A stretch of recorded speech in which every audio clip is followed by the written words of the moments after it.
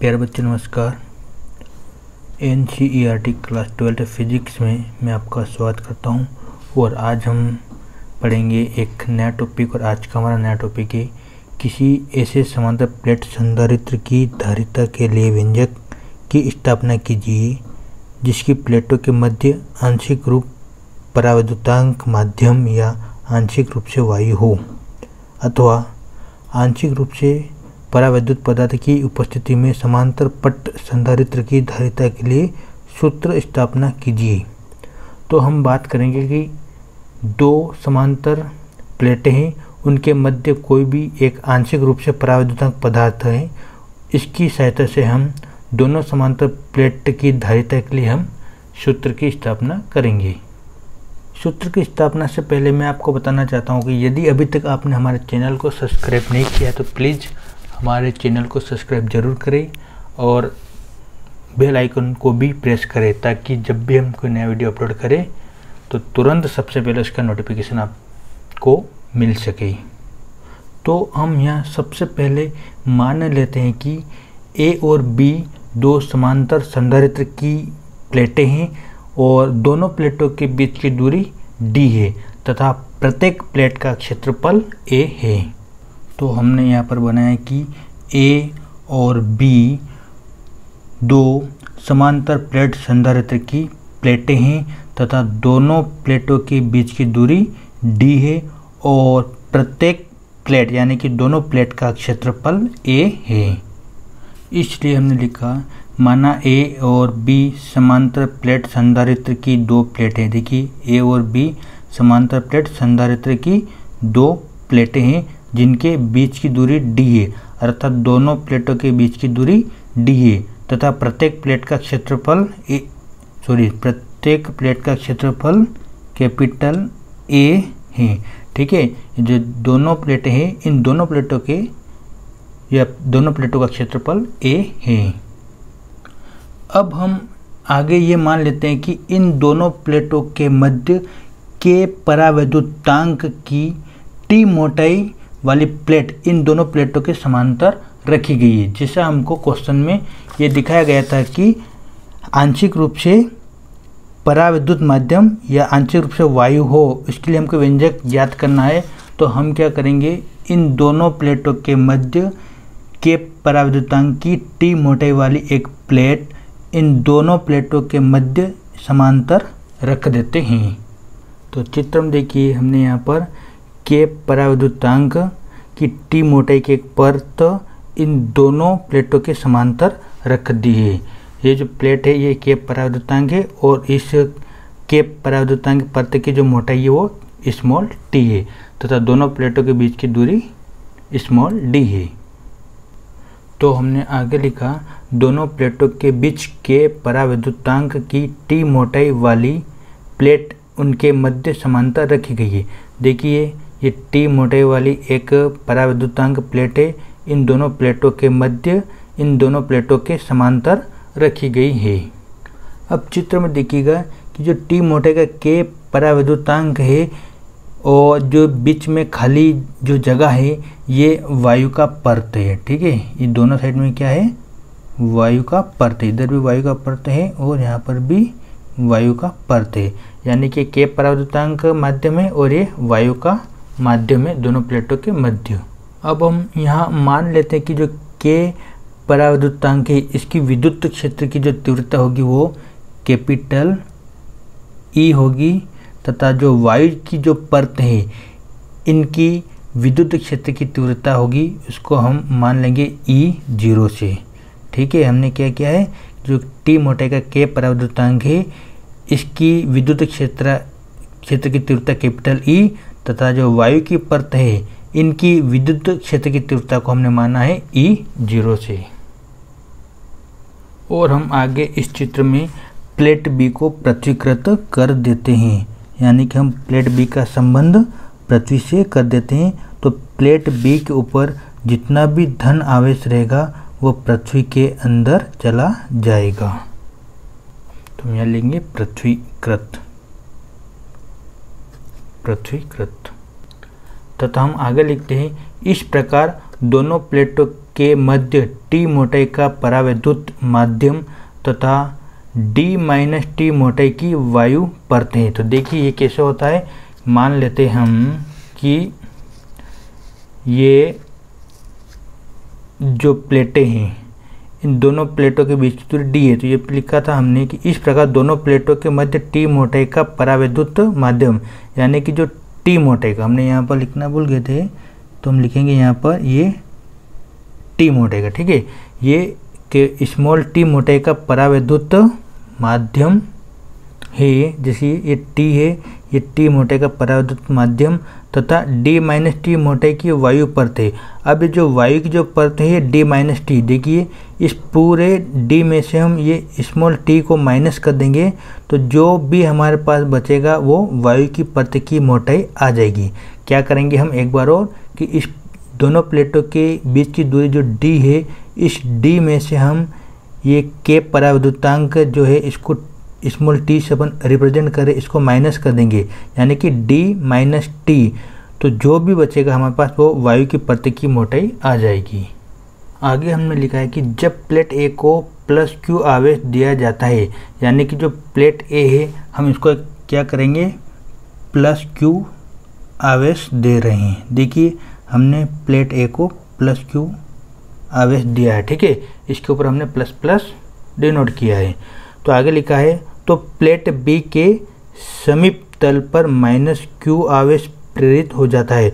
तो देखिए जो प्लेट बी है, इसके प्लेट ए के जो समीपवर्ती सतह है या तल है, इस पर माइनस आवेश या माइनस क्यू आवेश प्रेरित हो जाता है, ठीक है। तो इस पर क्या हो जाता है, माइनस आवेश प्रेरित हो जाता है। और देखिए हमने प्लेट बी के जो एक छोर को या एक सतह को पृथ्वीकृत कर दिया है। तो आगे लिखा है तथा प्लस क्यू आवेश पृथ्वी में चला जाता है। तो इस प्लेट ए के कारण प्लेट बी की जो दूरवर्ती जो सतह है, इस पर जो प्लस क्यू आवेश प्रेरित होता है, लेकिन हमने इसको पृथ्वीकृत कर दिया, इसलिए प्लेट बी का जितना भी प्लस क्यू आवेश रहेगा वो पूरा आवेश पृथ्वी के अंदर चला जाएगा। एक बार और हमने क्या किया था कि इस प्लेट ए को प्लस क्यू आवेश दिया था, जिस पर से प्लस प्लस आवेश डिनोट हो गया था। इस प्लस आवेश के कारण या प्लेट ए के कारण जो हमने प्लस क्यू आवेश दिया था, प्लेट बी के निकटवर्ती सतह पर माइनस आवेश प्रेरित होता है तथा इसके दूरवर्ती छोर को हमने पृथ्वीकृत कर दिया था। इसलिए इसका जो प्लस आवेश है वो पृथ्वी के अंदर चला जाएगा या समाहित हो जाएगा। तथा जो दोनों प्लेटों के मध्य के परावैद्युतांक जो है, इसी प्लेट ए के कारण इसके निकटवर्ती सतह पर माइनस आवेश तथा इसके दूरवर्ती सतह पर प्लस आवेश प्रेरित हो जाता है। अब हम आगे लिखेंगे कि यदि आवेश का पृष्ठ घनत्व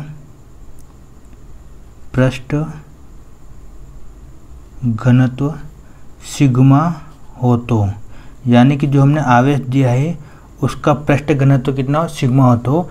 तो हम जानते हैं कि सिग्मा बराबर जो होता है वह आवेश अपॉन क्षेत्रफल होता है। सिग्मा का मान कितना होता है, आवेश अपॉन क्षेत्रफल होता है। अब आगे लिखा है क्योंकि वायु की परत में विद्युत क्षेत्र की तीव्रता।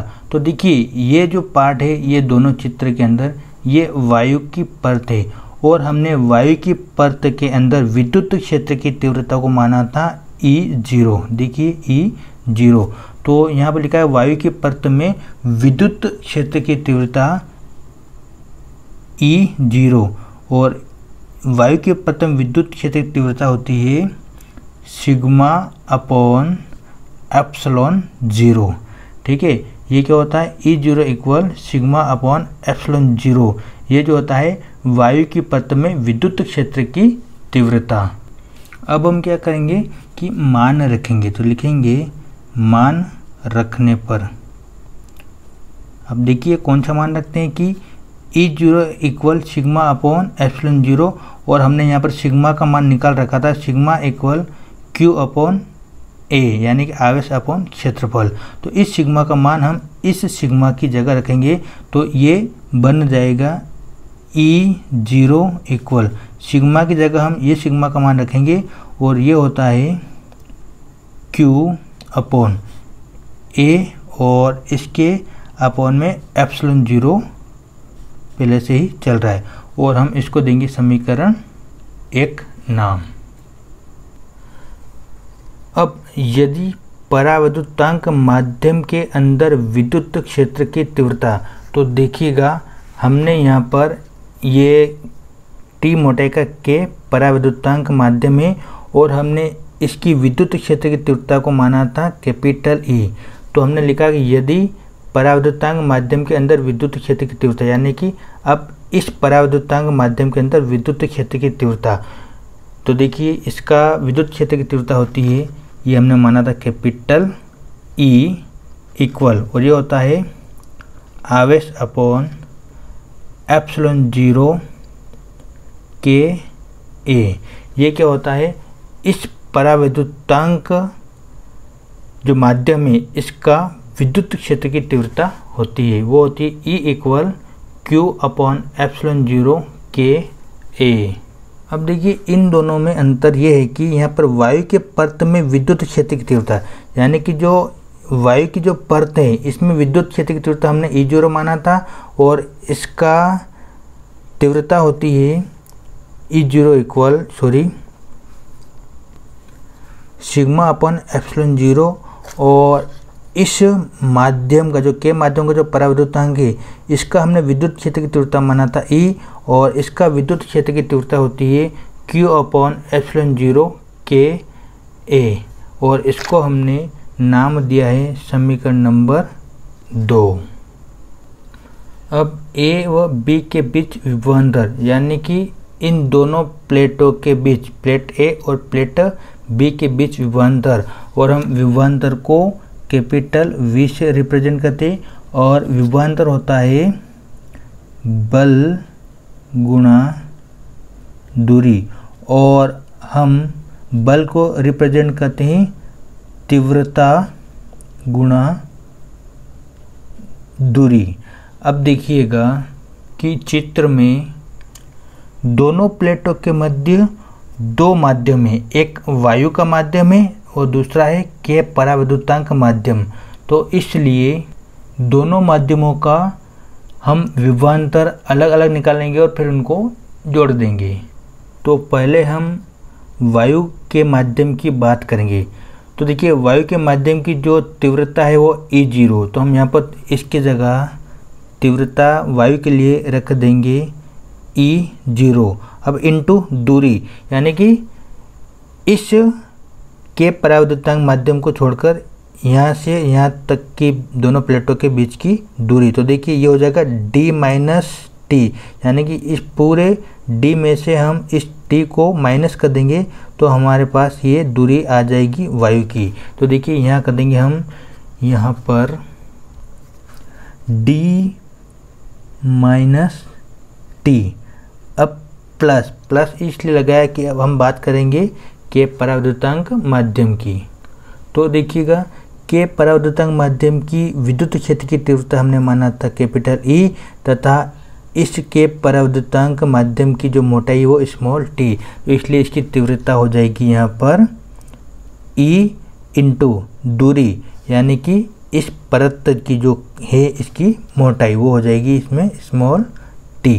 ठीक है, तो ये आगे हमारे A व B के बीच विभवांतर।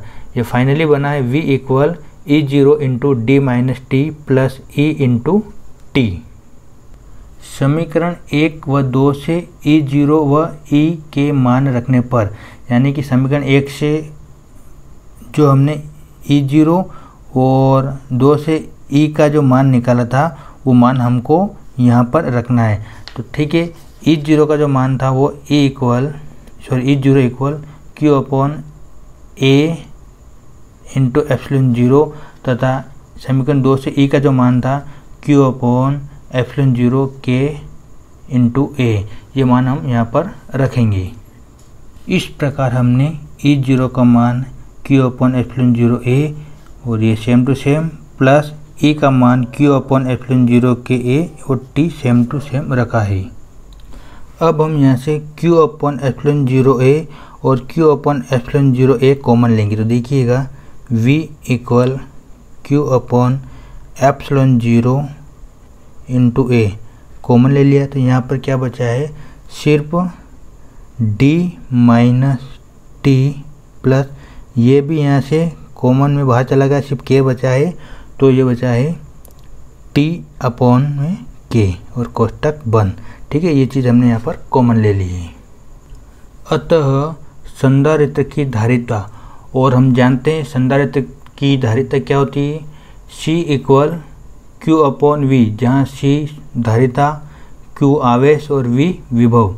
तो आवेश अपॉन विभव होता है संधारित्र की धारिता। अब हम क्या करेंगे, जो हमने विभवांतर निकाला था या विभव निकाला था, इसका मान हम यहाँ पर इस विभव या V की जगह रखेंगे। तो देखिएगा C = Q ऊपर सेम टू सेम और अपॉन में आ जाएगा Q/ε0 इंटू ए और कोष्टक के अंदर आ जाएगा d minus T plus T/k और कोष्टक क्लोज कर देते हैं। अब देखिएगा यहाँ Q से Q कैंसिल हो जाएगा और ε0a ये ऊपर चला जाएगा तो देखिए फाइनली बचेगा C = ε0a और अपॉन में जो चल रहा है हम वो लिख देंगे। क्या चल रहा है, d minus T plus T/k और ब्रैकेट क्लोज। और जो हमने ये फार्मूला या सूत्र निकाला है यही अभिष्ट व्यंजक है या यही अभिष्ट सूत्र है। तो लिख देंगे अपन यही अभिष्ट सूत्र है। या हम यह भी लिख सकते हैं यही आंशिक रूप से परावैद्युत पदार्थ की उपस्थिति में समांतर प्लेट संधारित्र की धारिता का सूत्र है।